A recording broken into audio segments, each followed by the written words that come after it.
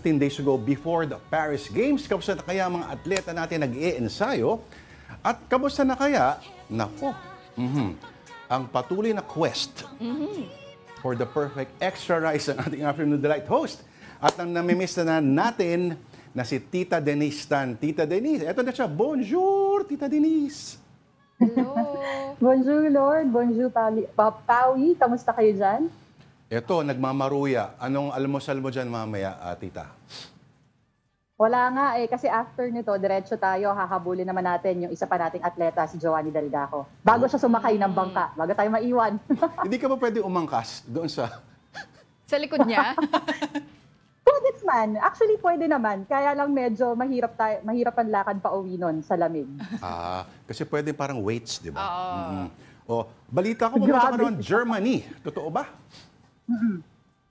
Correct. Actually, Lord, busy yung buong team natin dito. Merong pumunta ng Paris, may pumunta ng Luxembourg. At nung Tuesday lang, lahat kami, full force, pumunta ng Germany. So, pag-usapan muna natin yung trip to Paris. As you saw, Boom Gonzalez was there together with some members of our team para i-cover itong si EJ Obiena. And again, it might not be a first place finish, pero maganda pa rin yung resulta para kay EJ. And now we're seeing our boxers, of course, in Saarbrücken, Germany. Lumipat sila doon. Nauna yung men's team.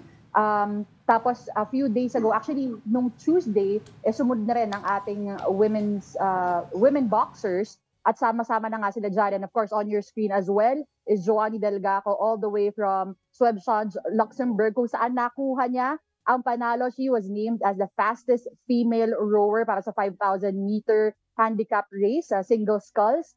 Kaya maganda ang mga resulta and yung preparation. Definitely on the right track for Team Philippines.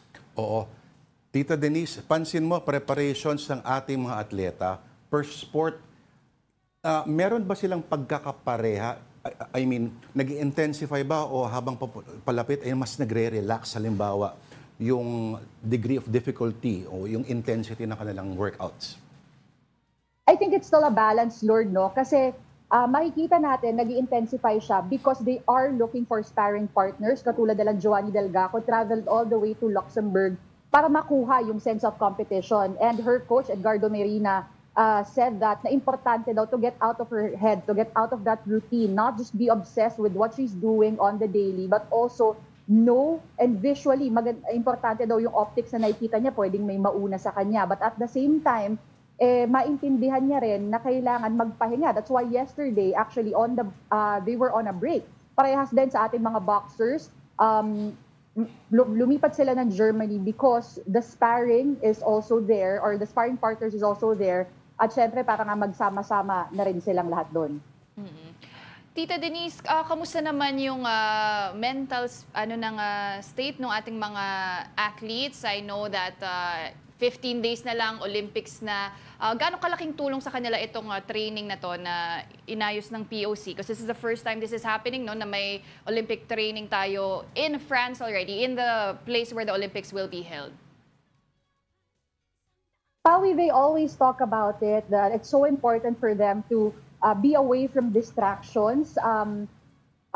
Maganda yung ensayo, kumpleto yung facilities, kumpleto yung mga gamit, maganda yung environment, and the time that they spend together, syempre pinanghuhugutan din nila yung isa't isa because it's their fellow athletes. Regardless kung magkaiba sila ng sport, they understand what they need to do, the sacrifice, the dedication, at pati na rin yung pressure. So, sila mismo na ay nakakapag-usap. At yun yung maganda na i-provide din ng POC and of course, Signal TV.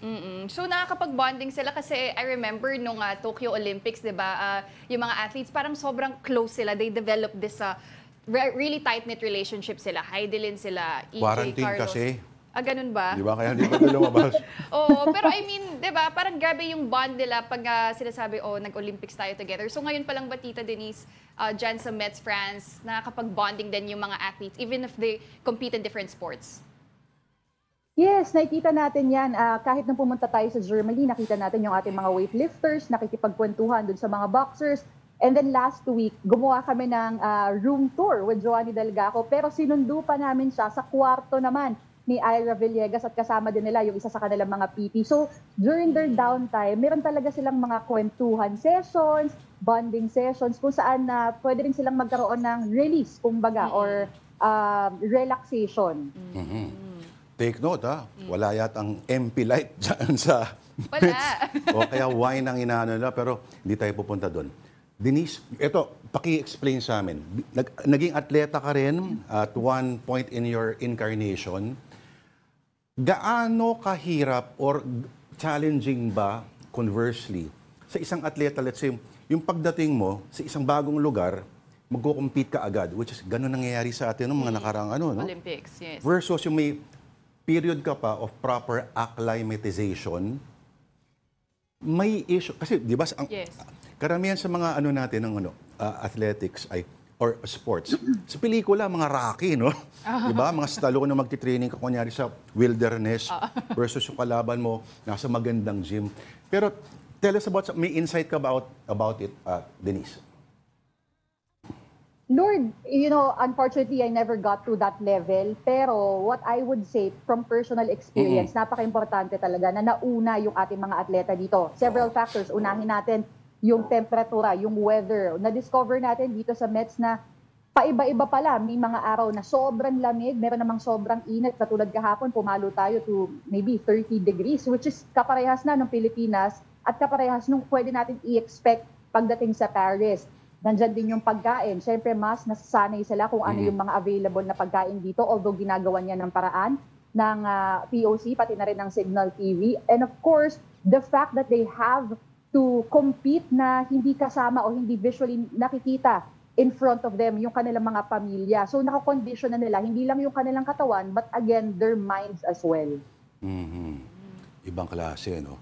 Kasi isipin mo, sa coverage nga Yes. kahit ikaw mismo as a reporter, pagdating mo sa isang bagong lugar, parang nakaka-overwhelm Yes. na, okay, itong mga to, nire-research mo lang, pero pagdating mo ron, ibang sitwasyon. So may challenge na. So isipin mo yung mga atleta pa at nakataya yung bandila sa kanila. Kay Denise, nakataya lang yung sweldo niya.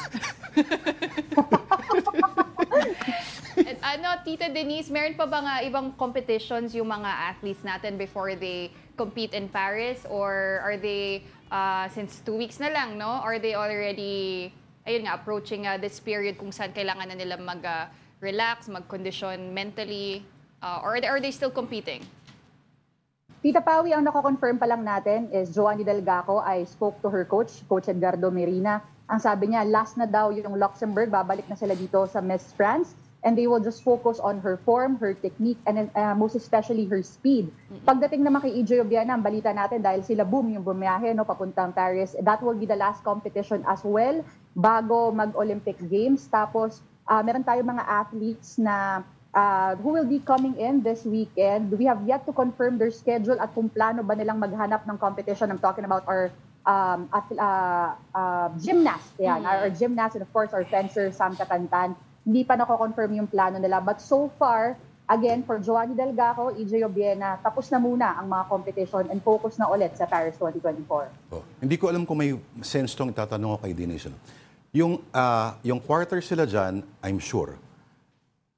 Iba ba ito o kapareho ng quarter sa Olympic Village? Will they be staying sa Olympic Village? At paano, balita ko, di ba, let's say, maliit daw yung mga rooms at pati mga beds sa Olympic Village. Meron bang ganong provisions na parang... May aircon ba? Di ba yung Team USA magdadala ng aircon So, tayo mga diba? Pinoy, ano ba yung okay lang ba sa Kasi atin yun? factor yun, aminin mo o hindi, factor yun yung pagpapahinga mo at kung hassle yung pinapahingahan mo, baka affected ang performance. Yes, Denise? Nakakita tayo, Lord and Tita Pawi, nung mga ibang litrato na Olympic, yung IG page mismo ng Olympics yung naglabas, no? The beds are, you would say, subjective yan kung maliit ba para sa'yo o hindi yung mga kama. Pero it looks comfortable enough para makapagpahinga ang ating mga atleta. Pagdating naman dun sa init, nung Tuesday, nakausap natin si Carlo Paalam dahil nandun nga tayo sa Germany at mas mainit doon kasing init daw ng mararamdaman natin in Paris. At ang sabi niya, kahit bukas lang daw yung bintana, malamig pa din daw, lalo sa gabi. So, yung mga ganong kondisyon, kaya namang, kumbaga hindi naman magtitiis ang ating mga atleta. May nag-testing ba nung bed, yung tumatalon-talon, kung yun yung stability for possible gymnastics na nangyayari off the court, ibig sabihin? You don't have to Ay, answer wala that, pa tayong Denise. nababalita ang nagte-testing. Oo. Aha, aha. Pero I'm sure ang focus ng ating mga athletes is just being in the training facilities at doon ilabas ang kanilang focus. Yes, yung kung anumang init o gigil ng katawan, ilagay sa ngalan ng medalya at bandila. Oh, kanina nabanggit din ni Tita Denise no, na yung coach nga ni Giovanni, si Coach Ed Mayrina, actually Olympian din siya. So, ang ganda Yes, nung, correct. diba Tita Denise? So, parang full circle moment yon na he's teaching now the next generation, imparting his knowledge. Tita Denise, would you know kung may mga payo siya kay Giovanni on what to expect? Or may mga usapan ba silang ganun as an Olympian to an Olympian? Diba? Mga any advice from him? Pawi, ang advice na sinasabi lagi ni Coach Ed Mayrina is that Giovanni keeps her focused. Kasi pag nandun ka daw sa bangka at ikaw ay mag-isa na lang, regardless if you're in training or in competition, lahat ng mga negative na naiisip mo, wala kang kasama eh, wala kang mapaglabasan. So you have to be able to understand how to control it, how to attack that negative feeling and thought. At ikaw na rin mismo ang lumaban to bring yourself back to competition mode. At tama ka, 1988 Olympiad, itong si Coach Ed Mayrina. Actually, isa siya sa mga unang ipanadala ng Pilipinas for the rowing competition dahil 1986 lang nabuo ang ating rowing team. Yun. Palita ko si Tita Denise, kailangan mo na magpaalam kasi magro-row pa sila papunta sa ibang lugar. Alright?